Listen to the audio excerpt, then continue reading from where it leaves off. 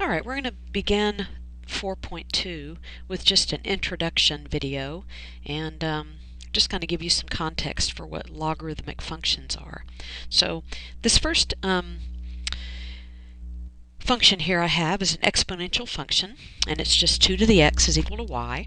And again, I have that labeled as exponential. So let's go ahead and take a look at the graph of this function and how we get the graph, and then we'll connect that to logarithmic functions, what they are and how they relate to this exponential, to all exponential actually. So let's go ahead and I'm going to make a table of values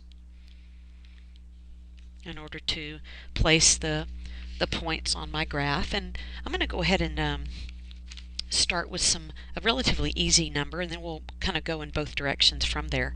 If I raise 2 to the 0 power, I know that I get a value of 1. So 2 to the 0 power is 1. If I raise 2 to the first power, then I get a value of 2. But if I raise, let's go backwards, if I raise 2 to the negative 1 power, we looked at this a couple of videos ago. In fact, if you want to remember where that was 4.1f, if you want to go back to that video to remember about negative exponents. But if I have 2 to the negative 1, then that just gives me 1/2. So I'm going to go ahead and place these points on my coordinate plane. Negative 1 up 1/2. There's that. I have over 0 up 1, and I have over 1 up 2.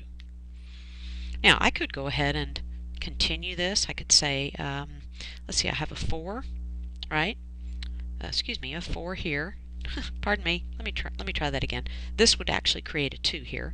A 2 here would create a 4. So let me go ahead and put that in. 2, 1, 2, 3, 4. So we get the curve. If I can tell the curvature if I have enough points, right?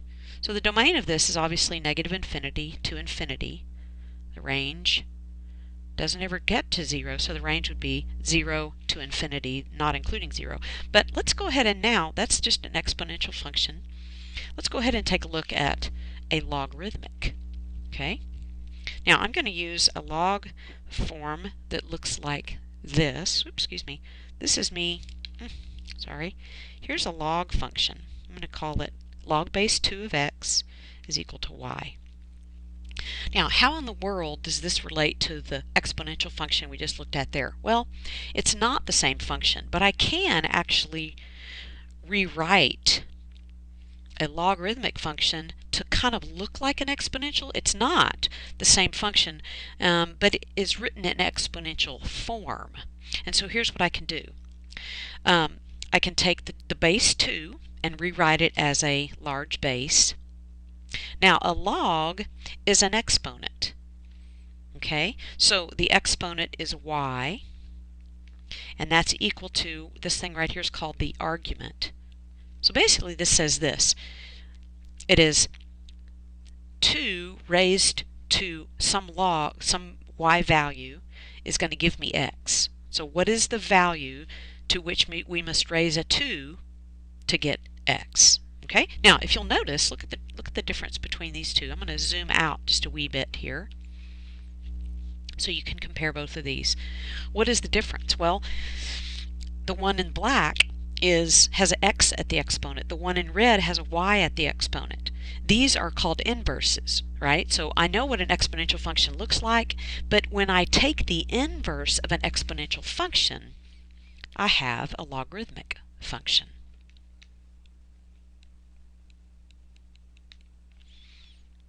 And we know that inverses are obtained just by switching the x and the y. So I hope you see that connection. Now they're completely different. If I take the picture, and let's go ahead and graph the difference here.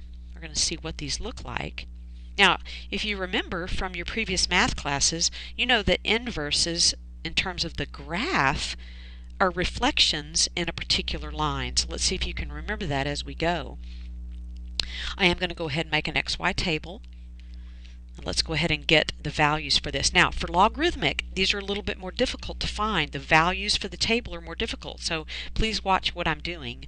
I'm going to find the y first. Now, that's weird, but I'm going to go ahead and make that y I'm going to go ahead and make that y a 0, right? I can make the y, the exponent, a 0. Now we have to work backwards, right? So anything to the 0 power is 1.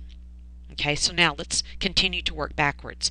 Can I have the y as a value of 1? Yes. 2 to the first power is 2. Now notice I'm working backwards. So in logarithmic functions, you have to go from y to x if you want to use the function to find the values for a table. So now let's continue to go backwards. What if I put a -1 in the exponent place, the y? Then my value for x ends up being a half. Oops. Okay, I need to adjust something really quick, excuse me. Okay, so now let's go ahead and plot the points. I have over a half, -1, there's that. I have over 1, up or down 0, there's that. I have over 2, up 1. All right, let's go ahead and put one more in, right? Let's go ahead and say, what if I raised this to the second power?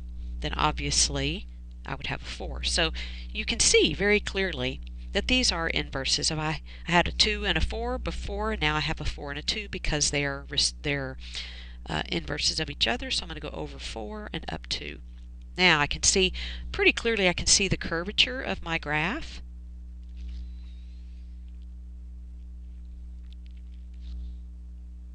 Now, let's think about it. Could I ever get a negative value in this spot right here? Well, I've already seen that if I put in a negative value for the exponent, I just get a smaller and smaller fraction, right? If I put in a 0 for the exponent, I just get a 1. If I put in a really large number here, or larger number here, I get a larger and larger number here. So it doesn't look like that I'm ever going to be able to have an x that is negative, right? All I can produce working backwards is larger and larger positive numbers or smaller and smaller negative, but I'm not going to create a 0, nor can I create a negative. And so you can see that the domain for logarithmic functions don't even include 0. It's just past 0, right?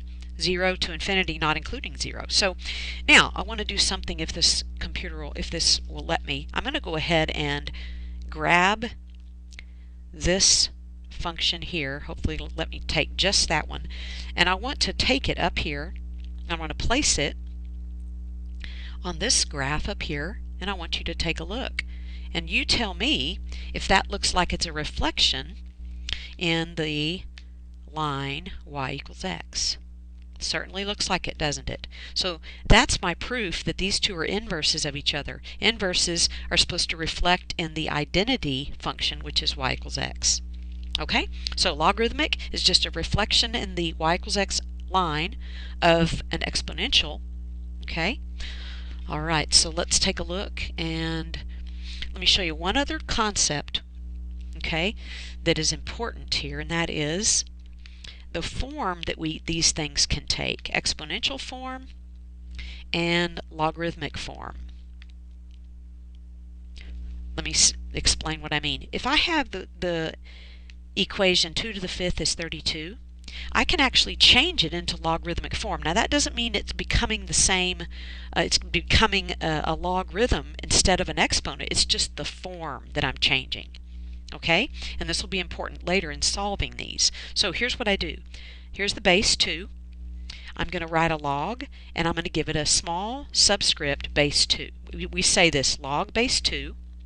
Now a log is an exponent, so I'm going to go over here and I'm going to write the exponent, which is the 5, and the only place remaining for me to place a number is right here, which is called the argument.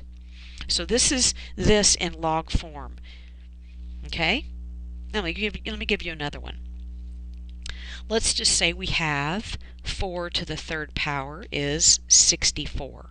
If I wanted to write it in log form, I would say log base 4 of 64. Now, where's the exponent? Remember, a log is an exponent. So all of this stuff needs to be other places. The exponent right here is what goes by itself, because a log names an exponent. Okay, it just names an exponent. It's the exponent that we raise 4 to get 64. Okay, one more example and we'll be through. How about 5 to the -3, right? We had to bring in those negatives, didn't we? Of course we did. All right, so let's write it in log form. Let's keep the pattern the same. Where's the base? The base is 5, so I'm going to write log base 5. Where's the exponent? The exponent is -3. Bring it all the way over to the exponent spot. Remember, a log names an exponent. And then we're going to write the argument in its spot, and you can put parentheses if you want because it's considered one item. Okie doke, I hope this was helpful. See you next time.